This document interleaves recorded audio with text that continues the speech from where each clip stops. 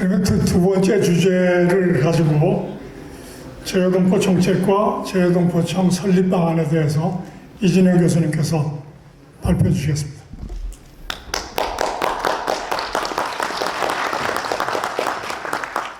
네, 연화대학교 이진영 교수입니다. 마이크 좀 벗고 하겠습니다. 네, 제가 오늘 발표할 주제는 이 동포청에 대한 얘기가 되겠습니다. 그렇게 의뢰를 받아서 하게 됐는데요.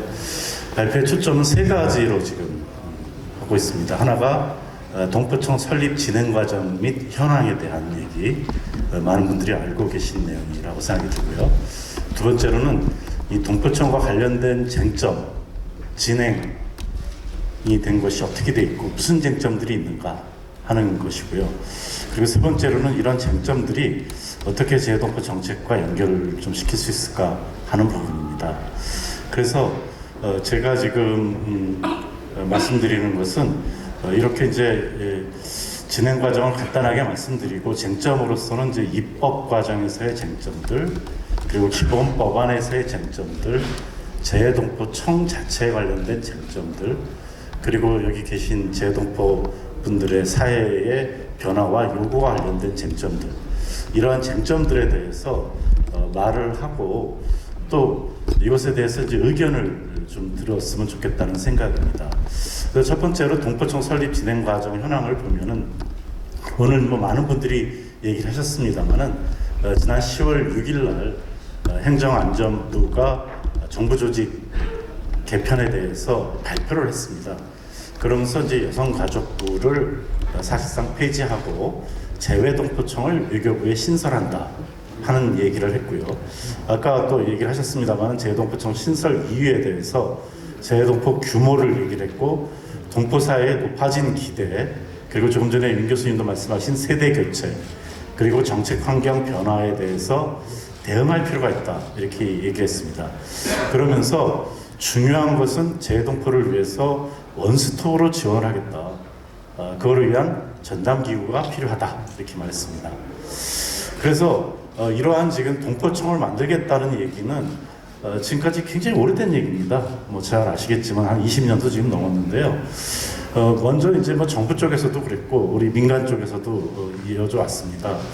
근데 지금 정부만 얘기를 한다면은 뭐 아시다시피 윤석열 정부뿐만 아니라 윤석열 대통령 후보뿐만 아니라 또 이재명 후보 측에서도 이 동포청 설립에 대해서 공약에 포함을 시켰었고요. 또 대통령이 당선되고 나서 인수위에서도 이것을 논의를 하면서 국정과제의 하나로 포함을 시켰습니다. 그래서 국정과제는 간단하게 포함이 돼 있었습니다만은 구체적으로 이거 어떻게 할 것인지에 대한 의견이 많았습니다만 대통령을 비롯해서 외교부 장관까지 여러 공개적인 장소에서 특히 대통령께서 이제 미국이라든지 캐나다를 방문하셨을 때도 동포청 추진의 의사를 말씀하셨고 이 과정에서 이 국정과제의 추진 검토 보고서에서도 이러한 방향들이 이미 논의가 됐었습니다.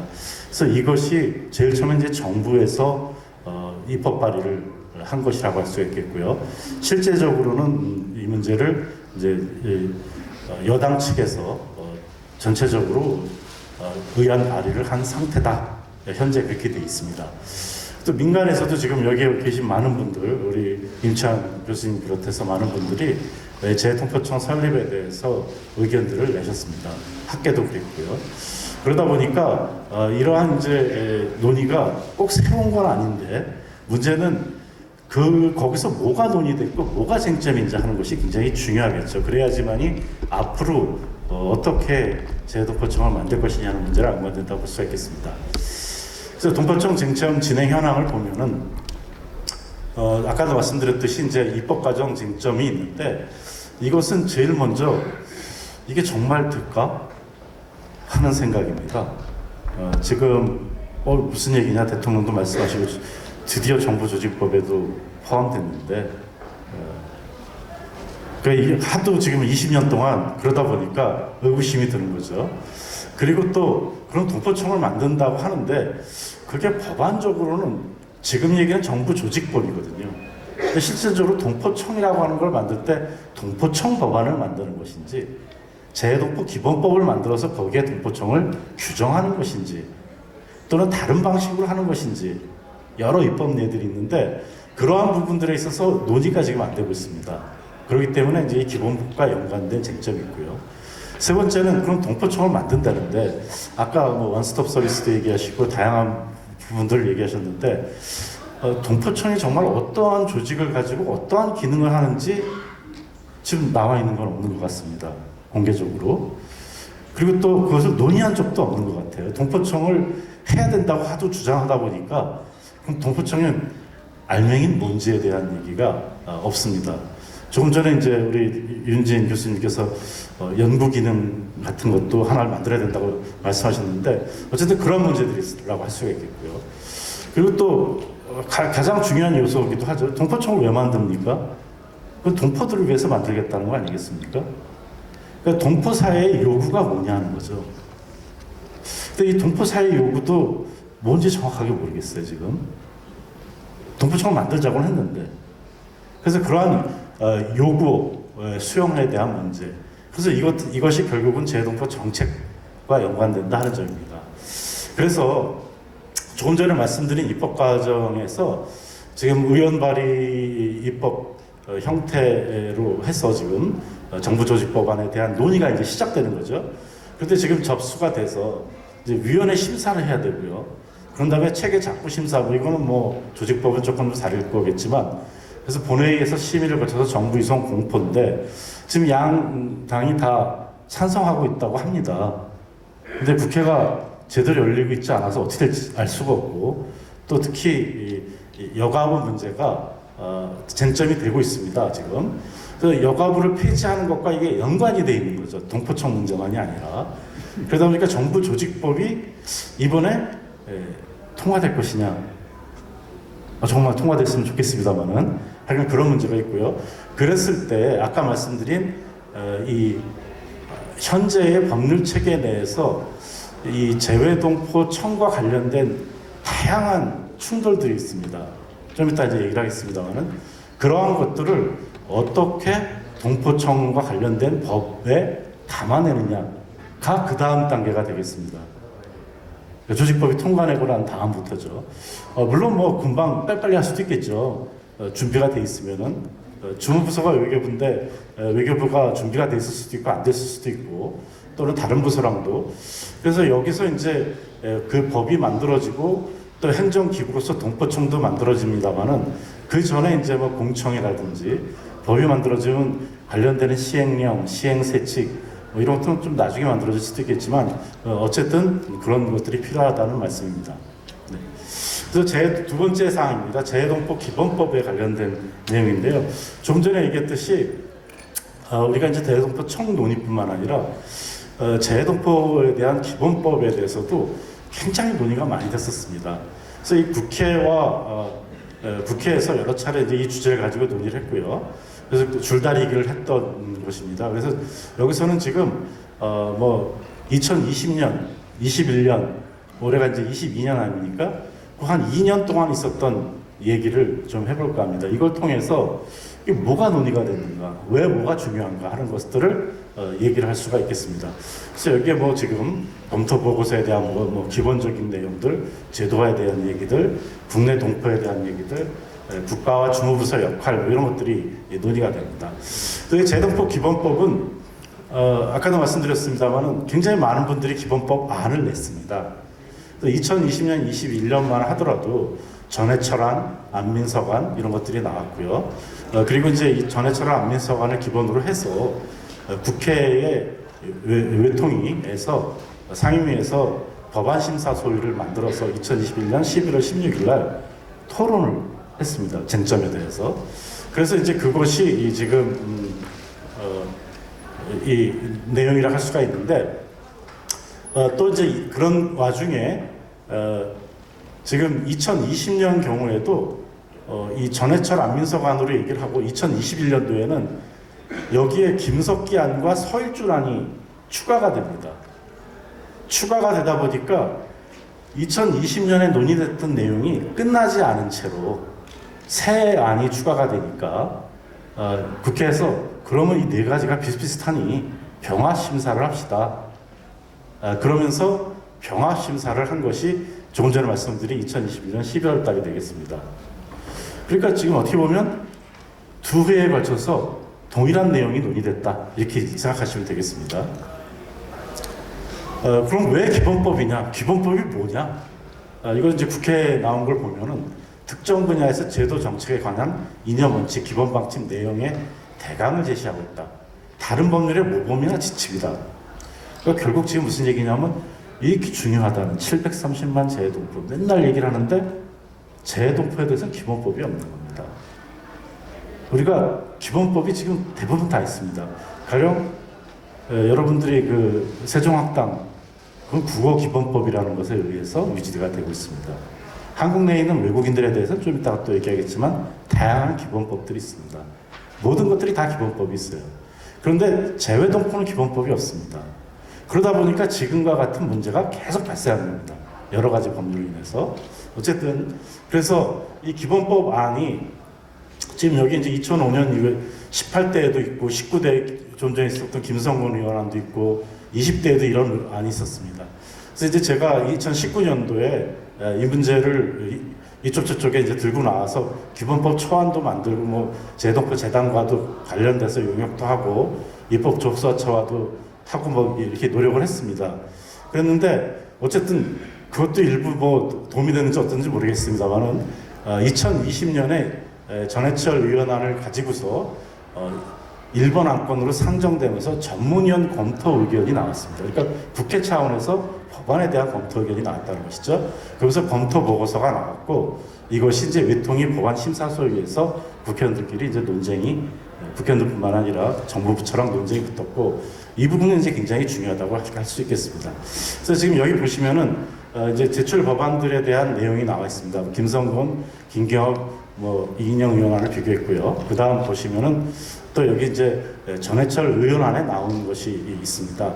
그래서 이제 여기 기본법으로서 제6조에 다른 법률의 특정한 규정이 없는 한은 재해동포 정책은 이 법에 따른다. 이렇게 지금 돼 있어서 이제 기본법을 명확하게 밝히고 있습니다.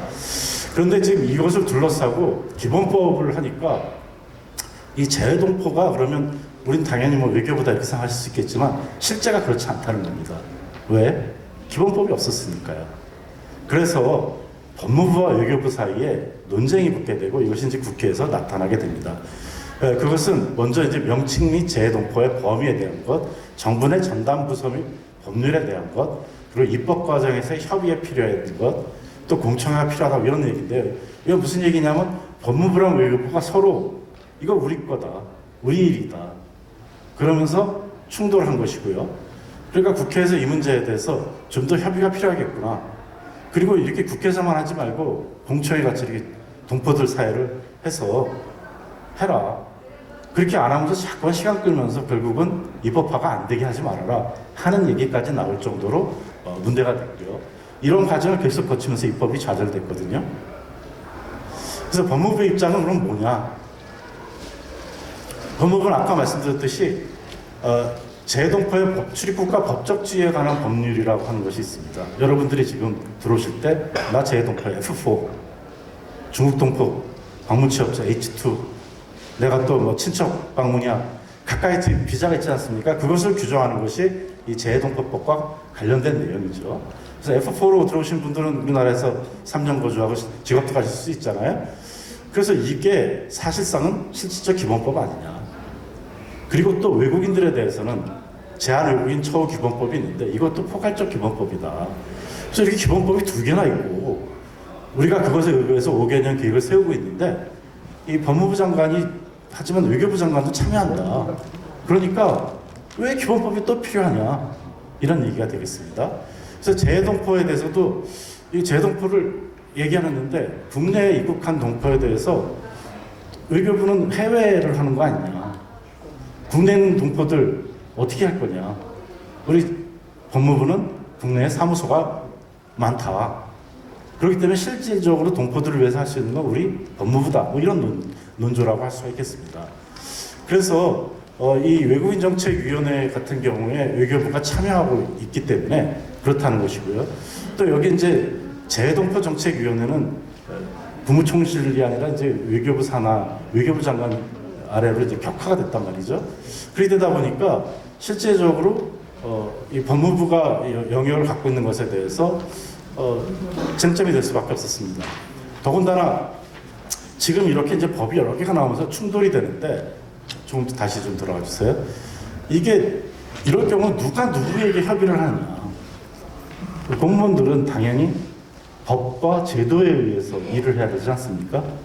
그런데 이 중복적이다, 낭비다. 지금 아까 말씀드렸듯이 이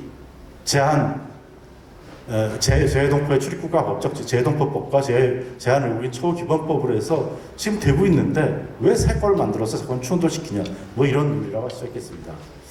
그래서 이러한 문제가 논의됐습니다만 어쨌든 재해동포 기본법을 만들어 보자 해서 합의 문안을 그럼에도 불구하고 도출을 시켰다는 거죠.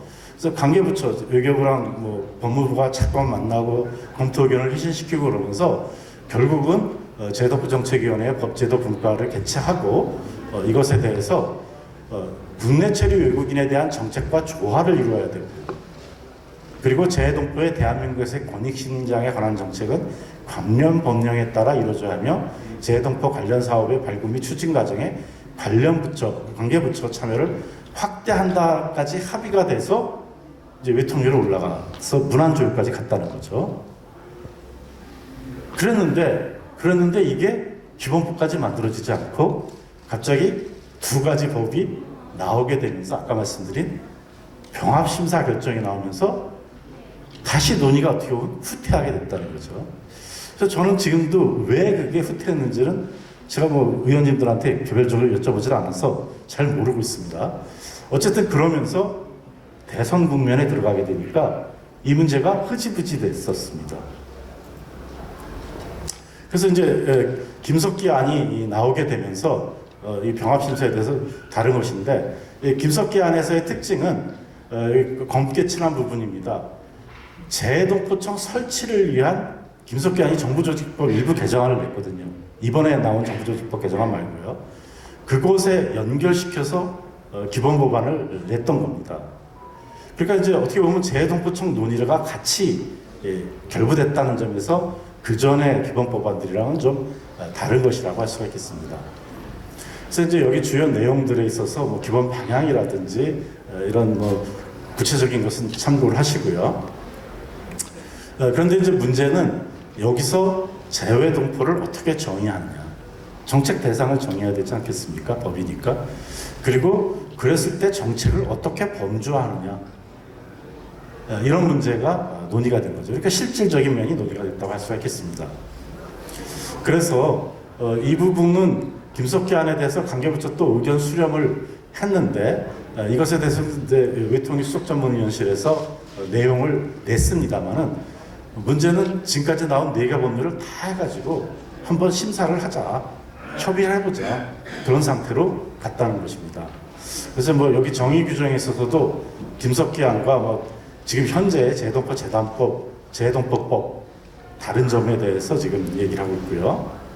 그리고 조금 전에 말씀드린 대로 이 기타 각 개별 법률마다 다 다르다는 겁니다. 뭐냐? 재해동포에 있어서도 재해 국민이 있고 외국적 동포가 있지 않습니까? 이 범위를 어떻게 할 것이냐. 또 특별법도 있어요, 지금. 그래서 지금 보시면은 재해동포 정책의 현행 법률 체계가 법무부에 이제 재해동포법이 있고 외교부는 재해동포 재단법이 있죠. 특별법으로 고려인 동포에 대한 것들이 있죠. 뭐 다양한 게 있습니다. 교육부가 또 재해국민들의 교육에 대해서는 또 따로 하고 있어요. 또 아시다시피 영사 서비스에 대해서는 영사조력법, 이것에 대해서 기본법이 만들어져 있습니다. 그리고 재해국민 등록법, 공관공증법, 뭐 이런 것들이 다 따로따로 있다는 거죠. 그렇기 때문에 이 지금의 재해동포 정책위원회 규정뿐만 아니라 이러한 것들이 동포청과 관련돼서 여러 쟁점들을 불러일으키고 있다는 것입니다.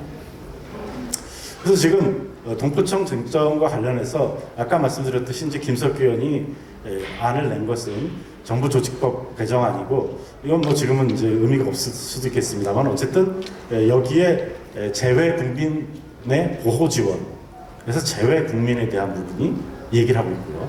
청장, 차장 해서 지금 구조를 재동포청의 조직에 대해서도 얘기를 하고 있어요. 그랬을 때 이제 외교부 장관이 하고 다른 법령과의 관계에 있어서도 동포청장이 그 법률들을 승계한다 이렇게 되는데 이게 뭐 그냥 뭐 법적인 거에서 굉장히 혼란스러우실 수도 있지만 이 부분이 명확하게 정리가 안 되면 굉장히 또 다른 혼란이 일어날 수밖에 없습니다. 그래서 재동포청 신설에 대해서 그 과정에서 아까 말씀드린 이제 이 정부에서 정부조직 개편안에서 나왔던 발표 내용입니다. 다시 한번 얘기를 하는 것이고요. 그러다 보니까 재동포 정책 기능을 외교부 거를 이관한다 했고요. 재동포 재단의 사업 기능도 통합하겠다 그랬어요. 재동포청 만들어지면. 그러면서 재동포 대상 지원 정책을 가능하겠다. 그리고 아까 인사 말씀드려서 많은 분들이 계셨습니다만 영사, 법무, 병무 이런 원스톱 민원 서비스를 제공하겠다. 또 차세대 동포교육, 문화홍보 사업도 하겠다. 그러니까 지금 어떻게 보면은 현재 하고 있는 모든 거를 다 동포청에서 하겠다는 얘기 같습니다. 그러면서 총괄 조정 기능을 강화하고 재동포 정책위원회가 이를 담당하겠다 하고 있습니다. 그래서 지금 보면은 이렇게 됐을 때 재동포 정책위원회가 그러면 어떤 역할을 할 것이냐. 지금 계속 문제되고 있는 연관 부처들과 관련된 가령 병무청 문제, 병무 문제는 병무청과 관련되는 거 아니겠습니까? 병무청이랑 어떻게 하는 거지 이거를? 그 다음에 조직, 재단을 흡수한다는데 그럼 재단의 기능은 어떻게 되는 거지? 그 다음에 행정적인 일들이 있고 사업적인 일들이 있고 외교적인 부분이 있는데 이것들은 어떻게 처리하겠다는 것인지 지금 이제 그것에 대한 많은 의견들이 필요하다는 것이죠. 그래서 그것이 이제 결국은 기본법으로 된다는 것이고 현재의 이렇게 이제 3원 구조로 해서 외교부, 동포청, 그 다음에 집행하는 것으로서 이제 기본 법에서 이제 기본 계획이라는 것을 만들어서 하겠다 하는 내용 같습니다. 그래서 지금 이제 부처별 아까도 말씀드렸습니다만은 지금 외교부가 재동포 수립 정책 수립이라든지 이런 부분들을 하는데 이 법무부가 이제 출입국이라든지 국내 체류의 법적지 이런 부분들이 있고요. 교육부가 뭐 재외 국민, 재외 동포들의 업무에 대한 것, 고용노동부가 이제 외국인 노동자지만 우리 동포들도 포함해서 쓰리기 병무청은 병무청대로 많은 부서들이 관련된다고 볼 수가 있겠습니다. 그래서 제가 이제 한일장대 때 여러분들이 제기했던 민원 사항들을 정리를 해봤어요. 그래서 정리를 해봤더니 결국은 재외국민 행정에 대한 것, 보험 및 연금에 대한 것, 국정 및 법률에 대한 것, 병역, 세무 이런 것들이 실생활과 동포들의 실생활과 관련된 민원 사항이더라고요. 그래서 이 부분들이 지금 물론 영사 서비스 및 여권 이런 것은 뭐 외교부가 할 수 있는 일이지만 나머지는 다 다른 부서들이 하는 일인 것이죠 지금. 그러다 보니까 원스톱 서비스를 그래서 재동포청이 한다 할 때 이 부분을 어떻게 구조할 것인지 물론 뭐 알아서 하시겠지만 굉장히 쟁점이 된다 하는 것입니다. 그리고 이제 이것이 이제 공직선거법에서 이제 우리가 재선거 문제 아까도 얘기하셨는데 또 재선거 문제는 공직선거법을 또 개편해야 되는 문제랑 연관되기 때문에 굉장히 많은 법률들이 지금 관련이 된다 하는 점입니다. 그래서 쟁점적인 사항 중에 특히 현재 국내에 거주하고 있는 동포들에 대해서는 2007년에 만들어진 법무부라든지 여성가족부 중심으로 만들어진 그러한 내용들이 지금 있습니다. 그래서 이민정책의 추진 체계를 있고 이것이 나름대로 이제 국내 동포에 대해서는 돼 있다는 거죠. 그래서 이제 국내 체류한 외국인들에 관련된 서비스 기관이 각 부처가 있다는 거죠. 외교부는 만약에 이제 재동포청을 만들게 되고 국내 사무소를 만들어서 각 지역에 만들면 모르겠습니다만은 앞으로 뭐 그렇게 될 수 있으면 좋겠어요. 근데 아직까지는 이제 그렇지가 않은 상황이니까 이러한 부분들이 있다는 말씀을 드리는 거고요. 그러다 보니까 이 법무부에서 지금 하고 있는 이 다양한 국내 동포에 대한 것, 여기 이제 동포 체류 지원이라든지 동포들에 대한 거소신고, 사증 편의 뭐 이런 것들이 그 법무부에서 이제 기본계획에서 이미 논의가 돼서 시행이 되고 있는 내용이라고 할 수가 있겠습니다. 고용노동부도 마찬가지로 지금 뭐 다양한 내용들이 나와 있고요. 교육부 같은 경우도 지금 맨 처음에는 재외국민 교육만 얘기를 했었는데 이제는 재외동포, 외국적 동포 교육도 법적으로 할 수 있게 됐고 더군다나 그분들이 한국에 들어온 분들까지도 할 수 있게 됐어요. 그럼 교육 기능에서 굉장히 중요하다는데 우리 차세대 교육도 중요하고 그건 이제 교육부가 하는 것이 맞을지 외교부가 재동포적 범주에서 하는 것이 맞을지 이런 부분들이라고 할 수가 있겠습니다. 그리고 이제 많은 지방자치단체들이 지금 뭐 경기도건, 서울이건, 인천시건 뭐 다 하고 있습니다.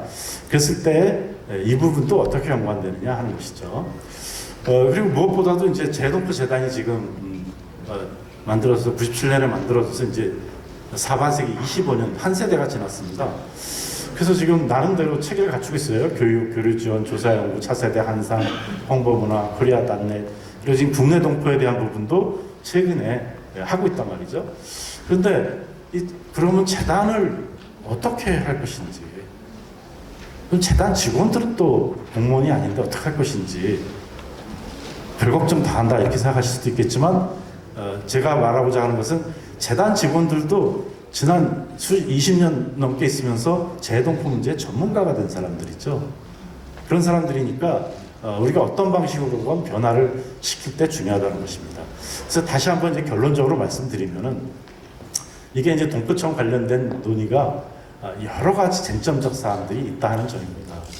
그런데 지금 여기서 재외동포 사회에 대해서 우리가 이제 동포청을 논의할 때 제가 보기에 가장 또 중요한 점들이 있습니다. 그것은 뭐냐면 지금은 여기에서는 지원에 대한 얘기를 하고 있는데 제가 보기엔 그것은 우리 한국의 시각인 것 같습니다. 한국 중심 시각.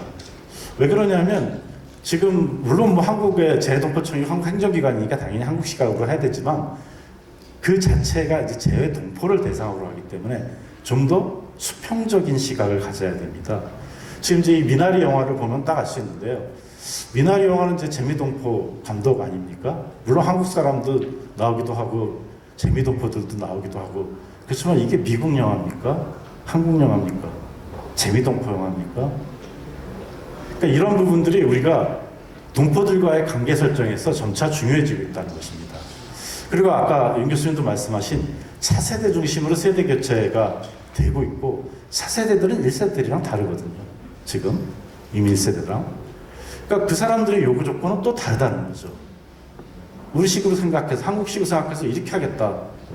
그거는 참 어려운 얘기라고 할 수가 있겠습니다. 그리고 이 차세대들이 특히 다민족화가 진행되고 있습니다.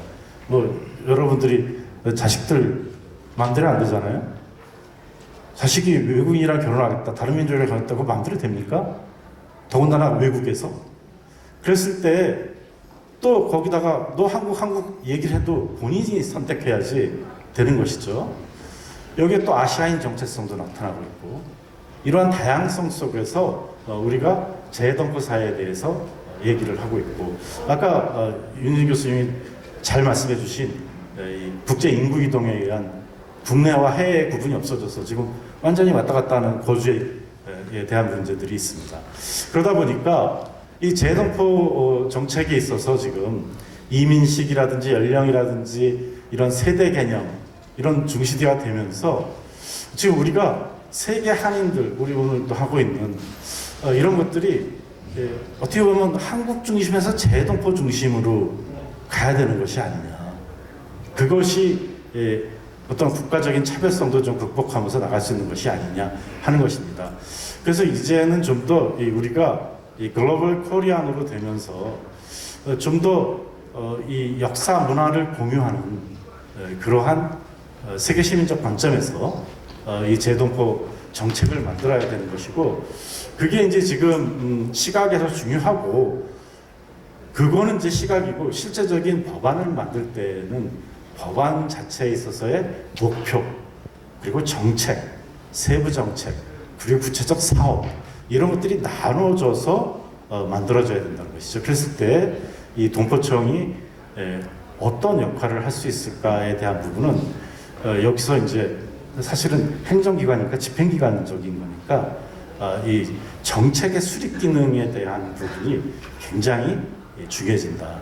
결과적으로 얘기를 하자면은 재외동포청 물론 만들어야 된다고 하지만 그거보다도 더 중요한 것은 재외동포 기본법이 만들어져야지 그것에 의해서 재외동포 정책이 정상화가 되고 재외동포청의 조직과 기능에 대한 부분들 그리고 외교부가 주무부서의 역량이 강화될 수 있는 것 그리고 또 기본계획부터 시작해서 집행계획까지 만들어서 동포들한테 진짜 도움이 될 수 있는 그러한 것이 될 수 있다 하는 점을 말씀드릴 수가 있겠습니다.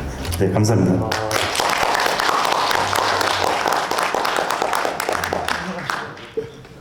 교수님, 네. 올라오세요.